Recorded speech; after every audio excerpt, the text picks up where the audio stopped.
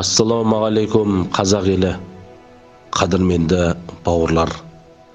Бүгін міне қасиетті жұма күні Ақшұқыр ауылдық мешітімізде көп балалы аналарға, аз қамтылған отбасыларға азық-түлік тағамдармен және де етпенен қамтамасыз етілді. Қадірменді бауырлар, баршамызға белгілі қазір мына індет дерті өршіп барады. Қаншама бауырларымыз, қаншама мұқтаж жандар жұмыссыз қалып қойып жатыр кейбір отбасылар. Осындай індет пен дерттің кезінде бір-бірімізге қол ұшын берейік, жәрдемдесейік. Өзіміз айтамыз ғой, әр қазақ менің жалғызым деп. Осы бір сөзге амал жасайтын уақыт келді. Баршаңызға осыған атсалысқан Аллах тағала сіздерге разы болсын.